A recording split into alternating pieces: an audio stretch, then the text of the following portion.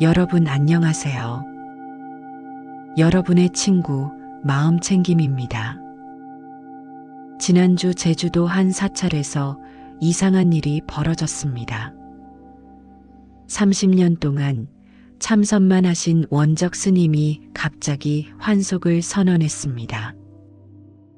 이유가 뭘까요? 유튜브 댓글 때문이었습니다. 스님은 1년 전부터 법문을 유튜브에 올리기 시작했습니다. 처음에는 구독자 100명도 안 됐습니다. 그런데 3개월 전 갑자기 구독자가 10만 명으로 늘었습니다. 스님의 솔직한 법문이 화제가 된 겁니다. 문제는 그 다음이었습니다. 댓글이 달리기 시작했습니다. 스님 최고, 이런 법문 처음 들어봐요. 스님 덕분에 깨달았어요. 처음에는 좋았습니다.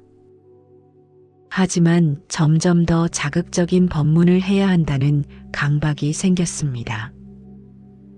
어느 날 다른 스님의 법문 영상에 원적 스님만 못하네요 라는 댓글이 달렸습니다.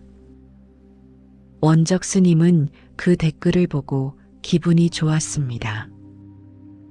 그리고 바로 그 순간 자신이 무너지고 있다는 걸 깨달았습니다. 30년 동안 쌓아온 수행이 댓글 하나에 흔들렸습니다. 내가 최고다라는 생각, 더 많은 인정을 받아야 해라는 욕망, 나를 비난하는 댓글을 보면 화가 난다는 분노, 모든 게 한꺼번에 밀려왔습니다. 스님은 환속을 결심했습니다. 나는 겉으로만 수행자였구나. 진짜 수행은 이제부터 시작이다. 이 이야기는 실제로 한 스님이 블로그에 고백한 내용입니다.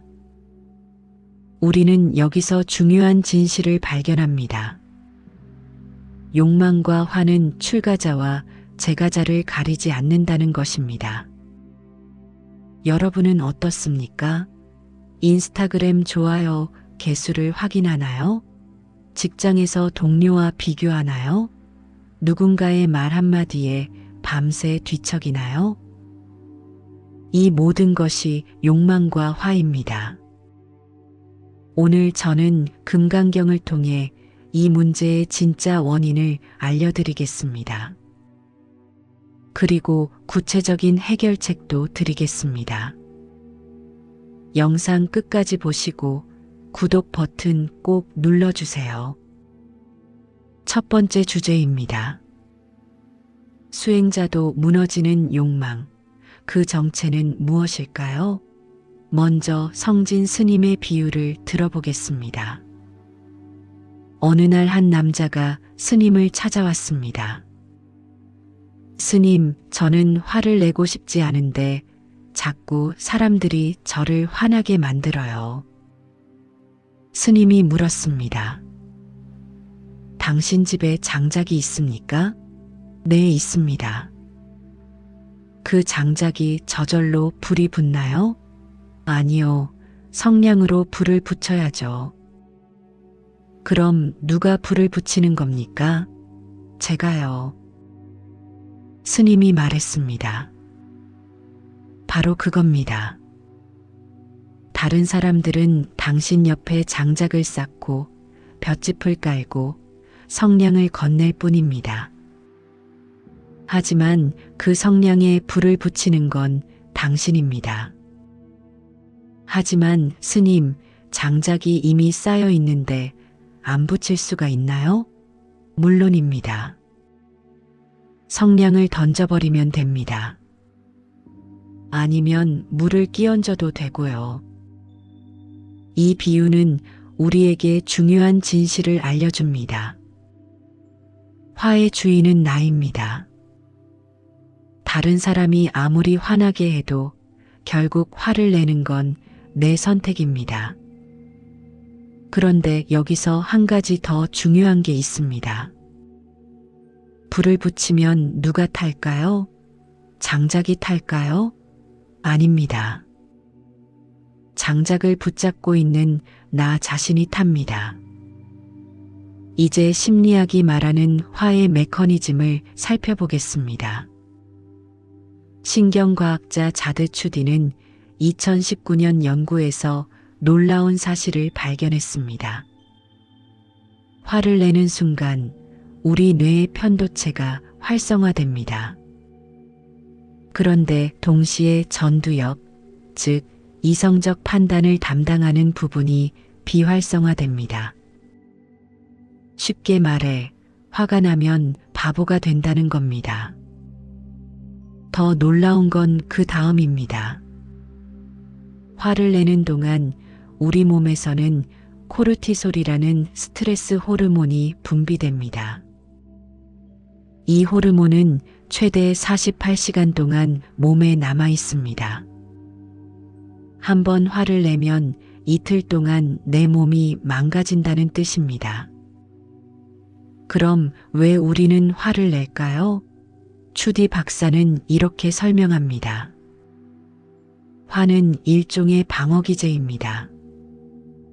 내가 상처받았다는 걸 인정하기 싫을 때 그 상처를 화로 덮어버리는 겁니다. 예를 들어봅시다.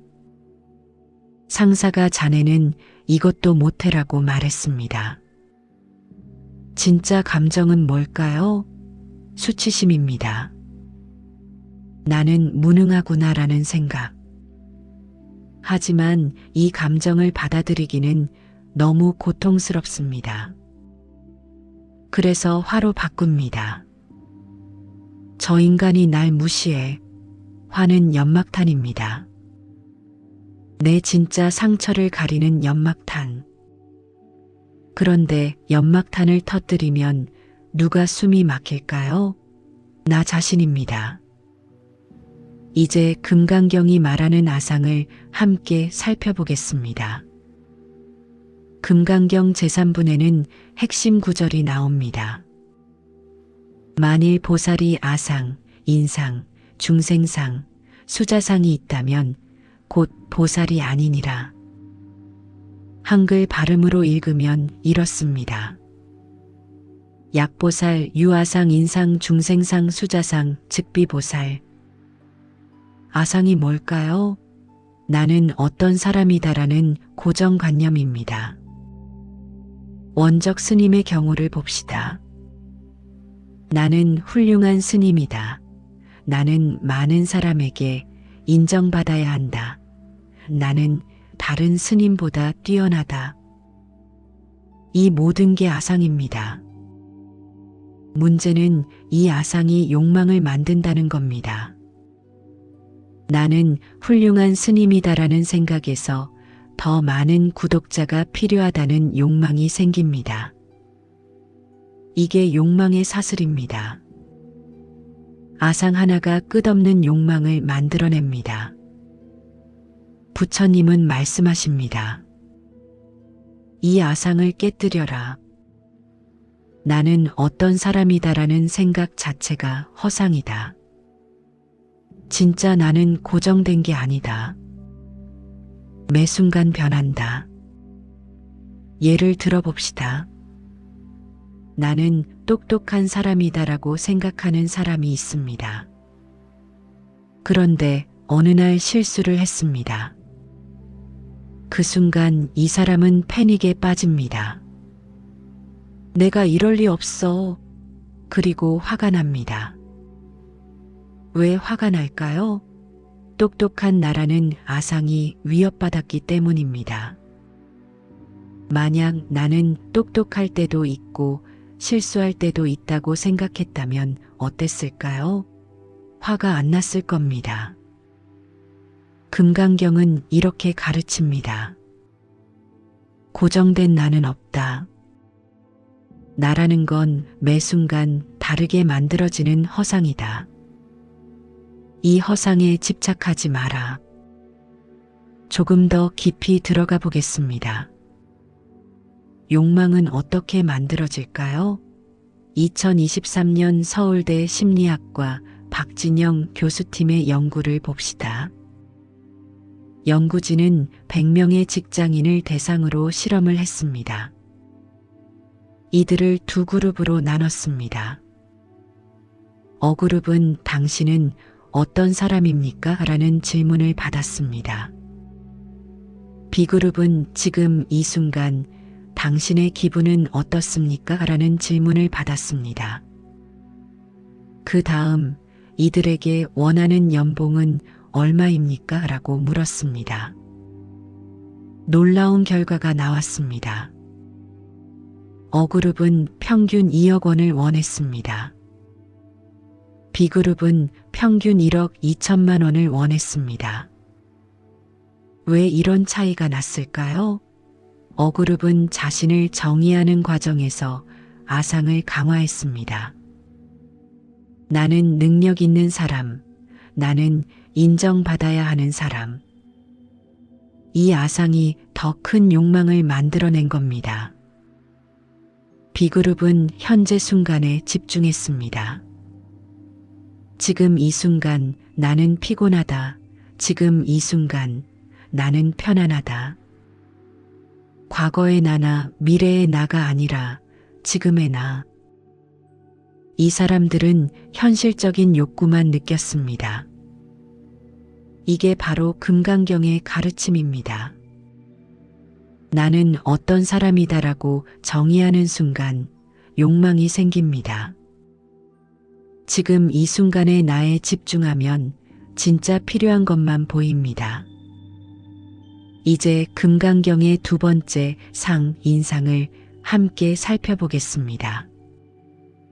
인상은 나와 너는 다르다는 생각입니다. 제주도의 한 카페에서 있었던 일입니다.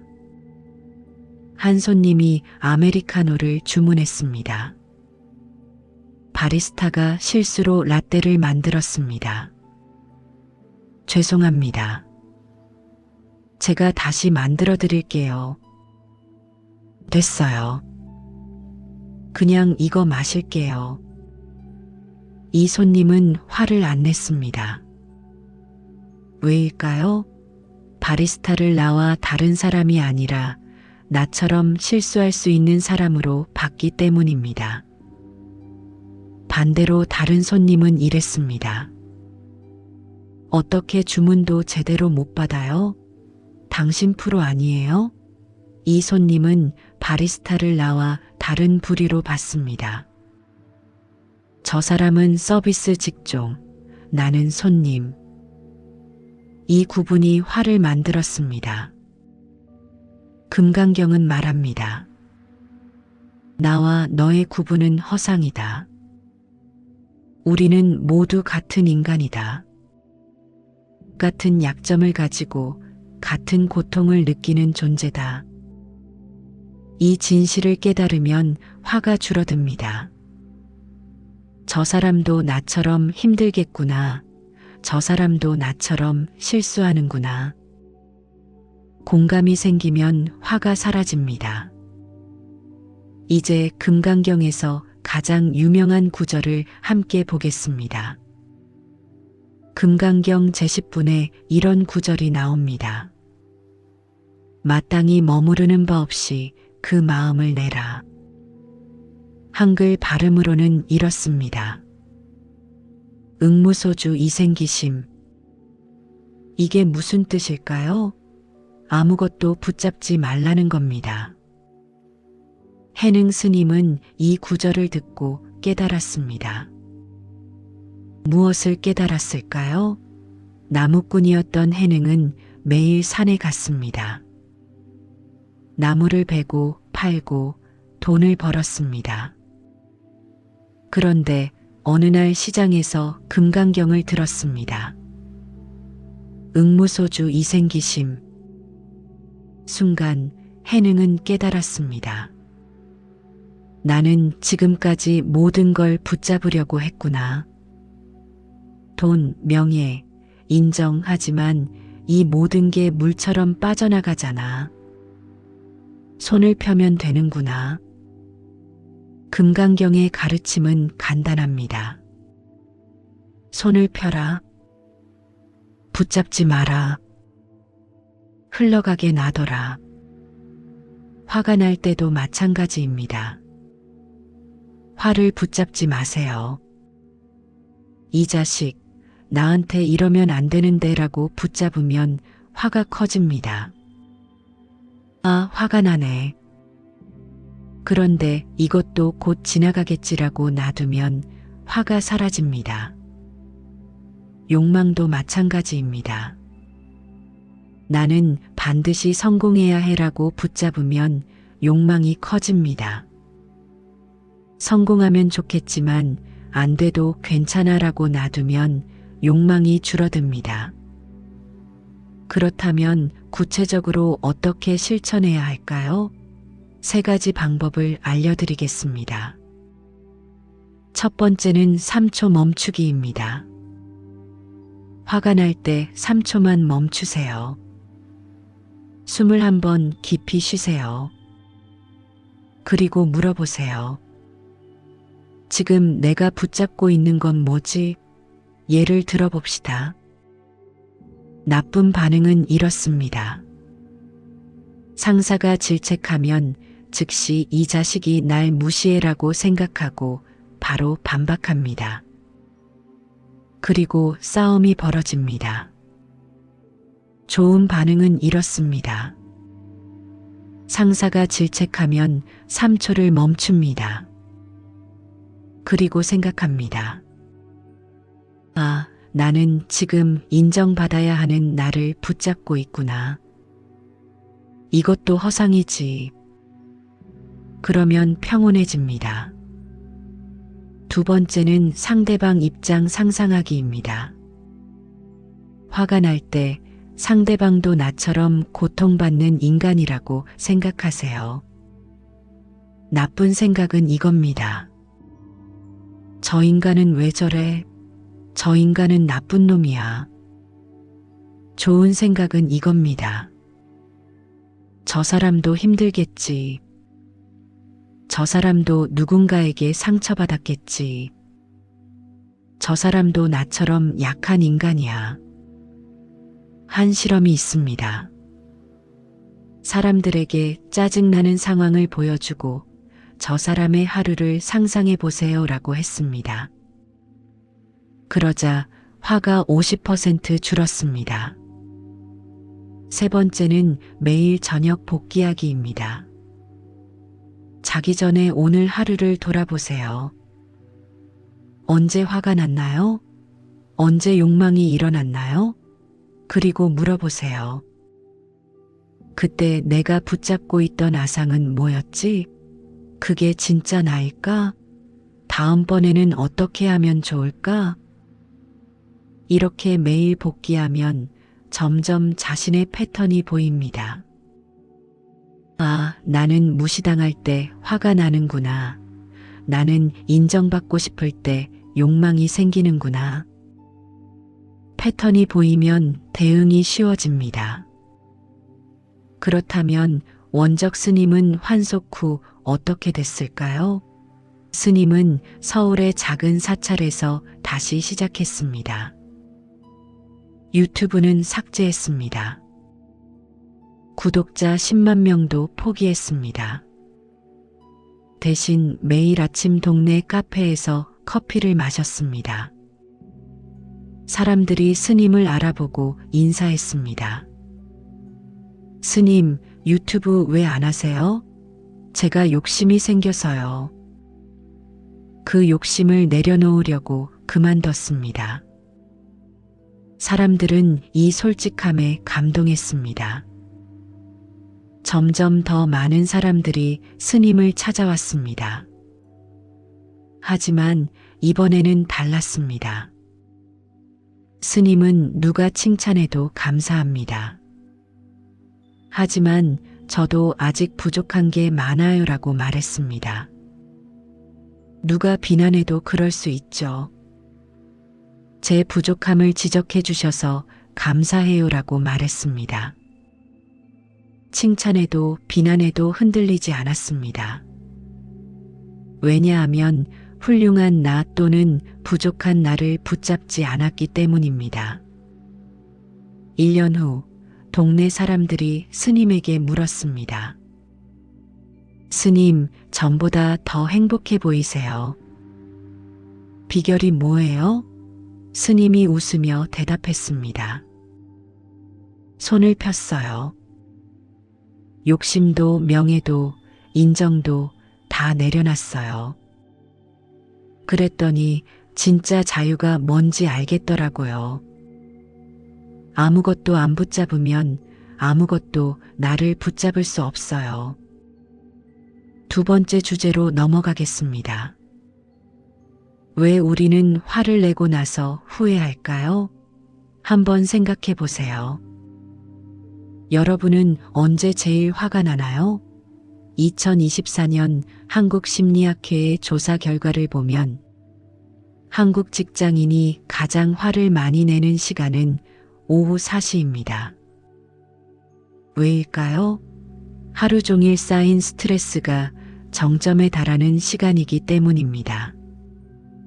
서울의 한 IT 기업에서 일하는 김태영 씨, 35세의 이야기를 들어보겠습니다. 김 씨는 매일 오전 9시에 출근합니다. 팀장은 김 씨를 볼 때마다 뭔가를 지적합니다. 어제 보고서에 오타가 있던데 다음부터 조심해. 회의 때 발표 좀 더 간결하게 해. 요즘 집중력이 떨어진 것 같은데 무슨 일 있어? 김 씨는 참습니다. 팀장이니까요. 아침에는 참습니다. 점심에도 참습니다.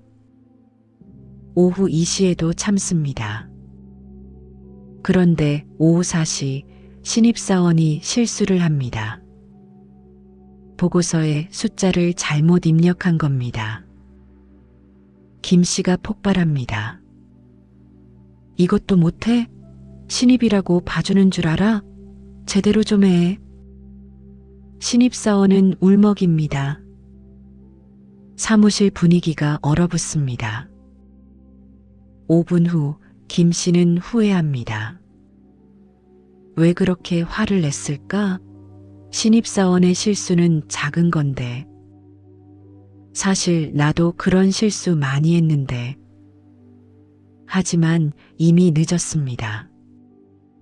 신입사원과의 관계는 틀어졌습니다. 동료들도 김 씨를 다르게 봅니다. 이게 바로 화의 문제입니다. 화는 엉뚱한 곳에 튑니다. 심리학에서는 이걸 감정전이라고 부릅니다. 미국의 심리학자 데니얼 골먼은 감정지능이라는 개념을 만든 사람입니다. 골먼은 이렇게 설명합니다. 화는 배수구와 같다. 쌓이고 쌓인 감정이 터질 구멍을 찾는다. 그 구멍은 보통 가장 안전한 대상이다. 무슨 뜻일까요? 김 씨는 팀장에게 화가 났습니다. 하지만 팀장에게는 화를 못 냅니다. 직급이 높으니까요. 해고될 수도 있으니까요. 배우자에게도 화가 났습니다. 하지만 배우자에게도 화를 못 냅니다. 관계가 깨질까 봐요. 그런데 신입사원은 다릅니다. 직급도 낮고 실수도 했고 대응할 힘도 없습니다. 완벽한 배수구입니다. 그래서 김 씨는 신입사원에게 화를 쏟아냅니다. 하루 종일 쌓인 모든 화를 한 번에 쏟아냅니다. 골먼은 이렇게 말합니다. 이게 가장 비겁한 화다. 진짜 화난 대상이 아니라 가장 약한 대상에게 화를 내는 것. 이제 금강경의 가르침을 함께 살펴보겠습니다. 금강경에는 가리왕의 이야기가 나옵니다. 부처님의 전생, 인육선인이었을 때의 일입니다.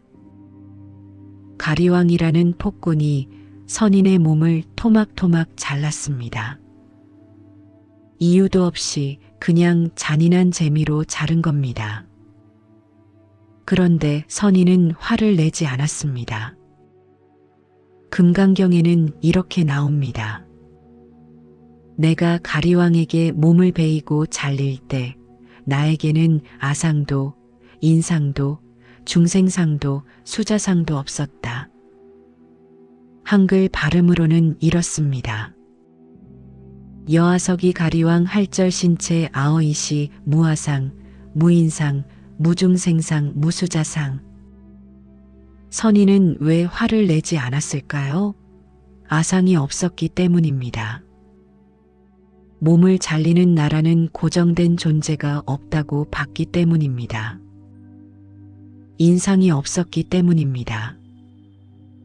가리왕과 나를 적과 아군으로 나누지 않았기 때문입니다.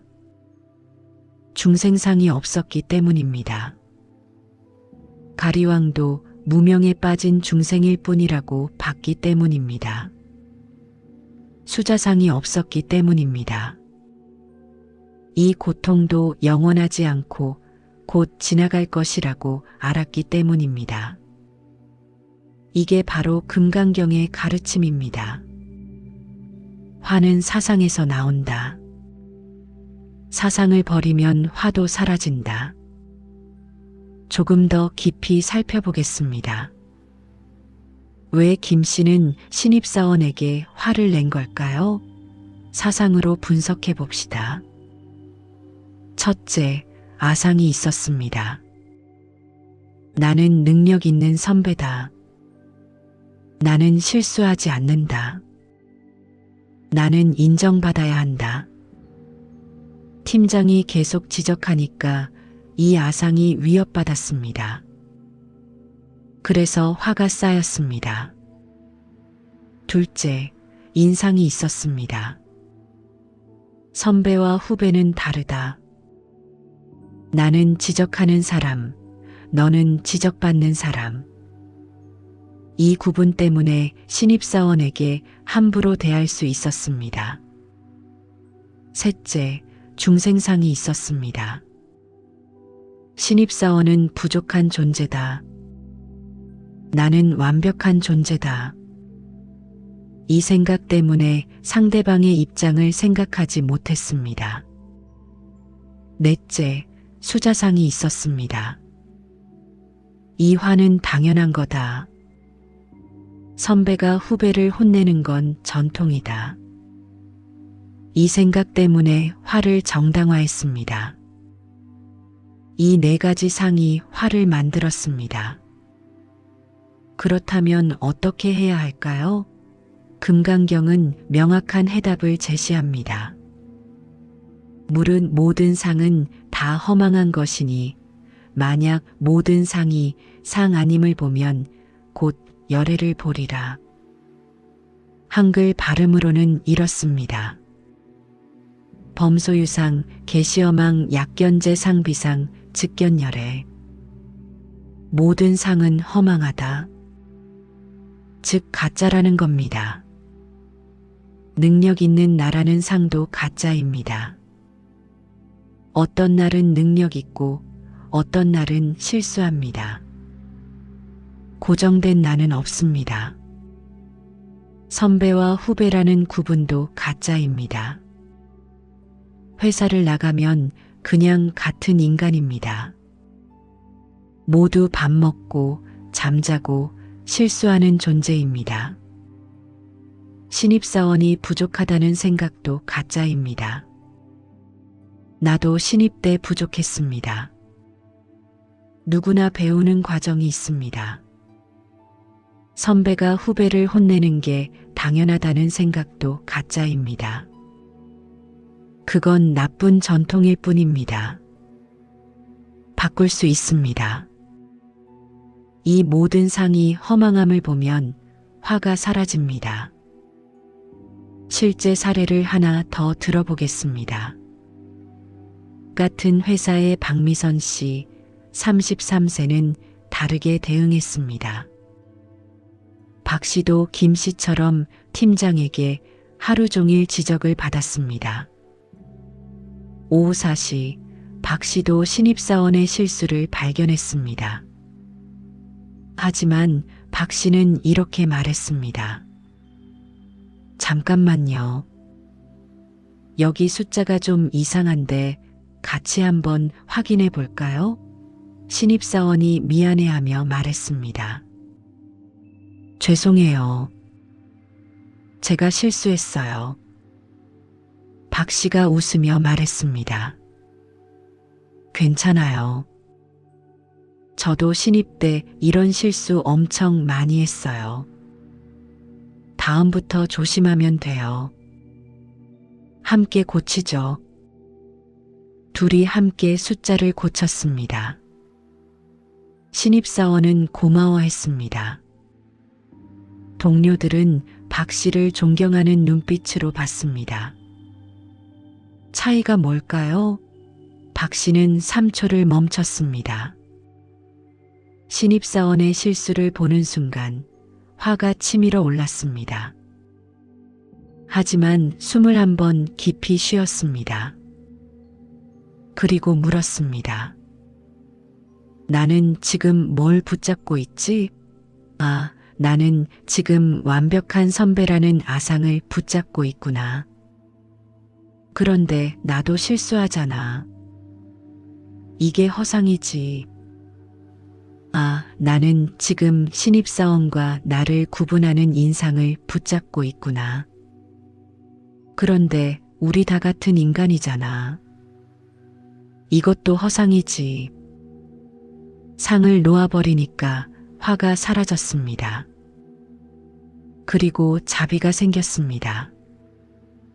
그렇다면 구체적으로 어떻게 실천할 수 있을까요?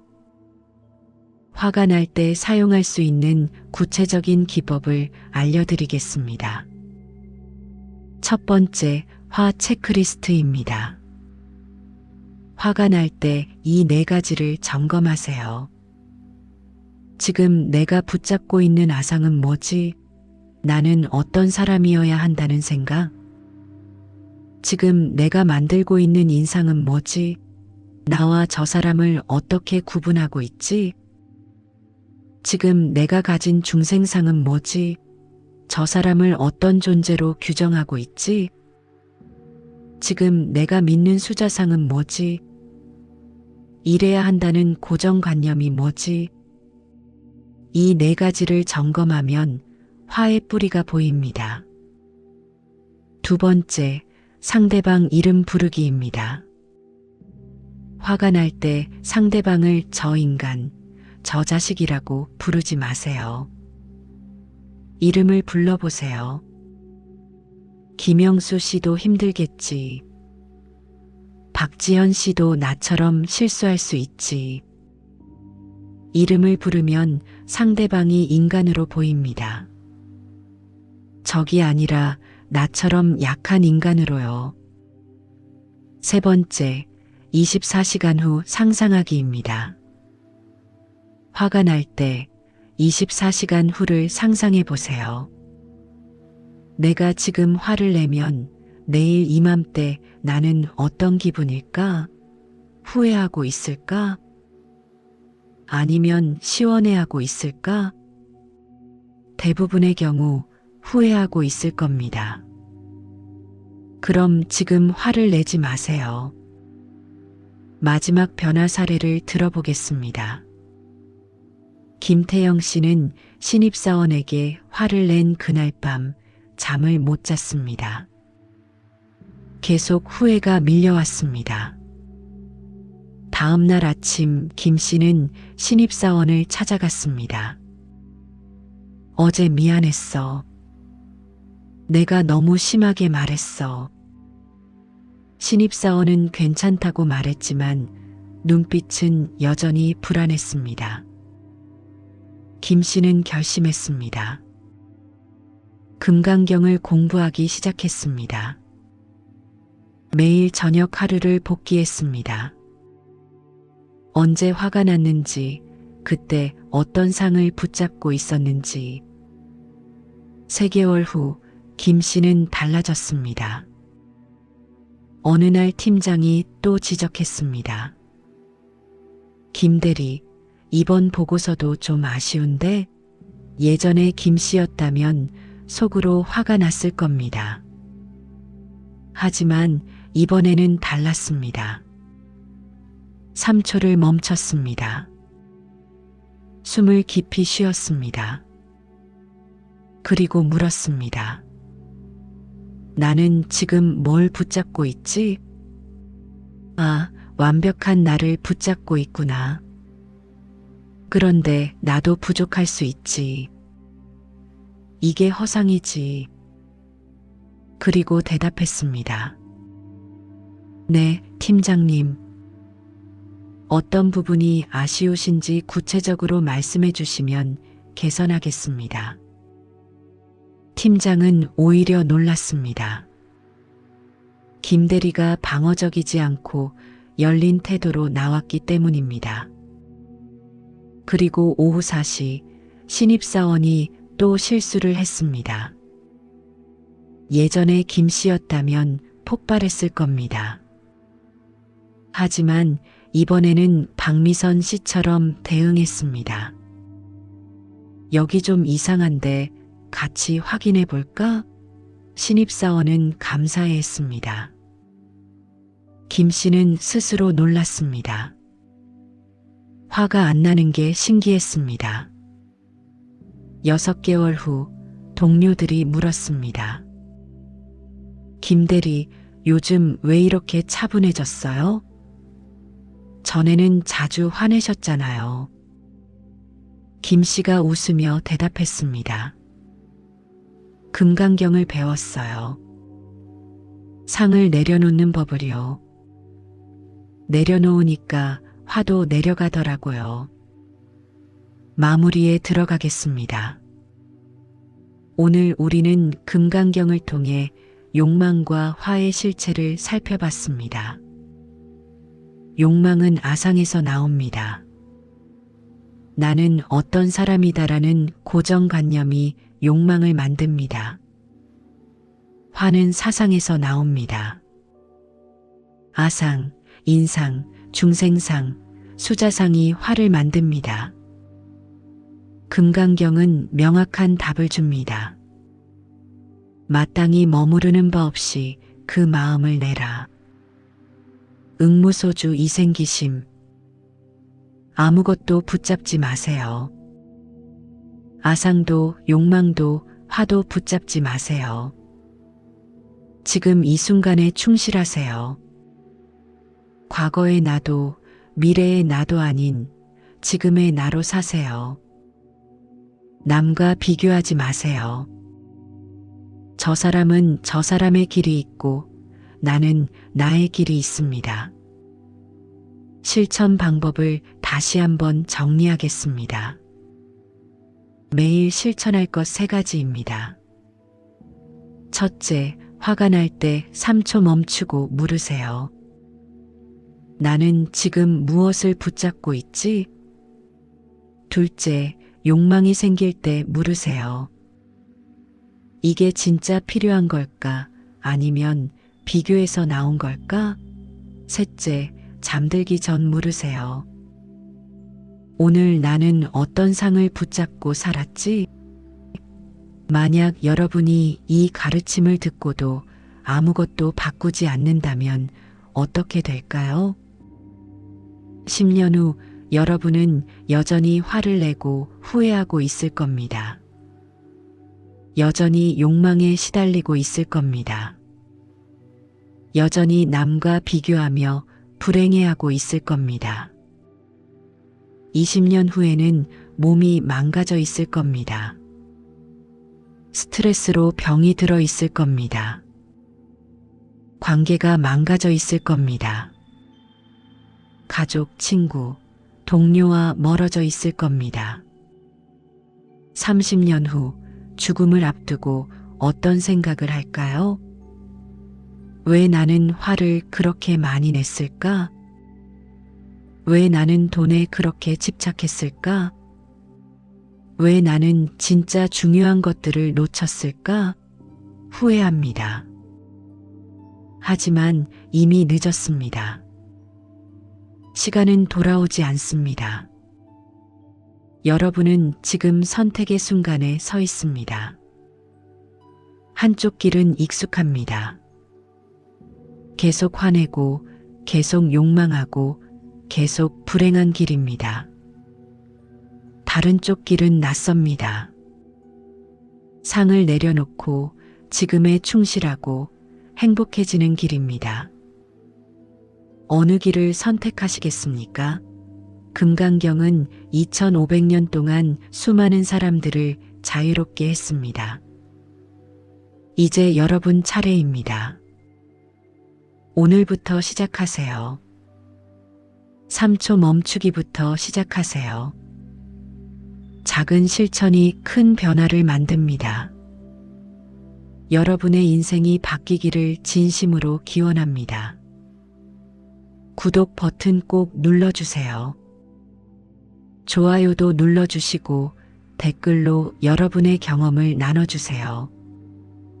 진심으로 감사드립니다. 여러분 모두 행복하세요.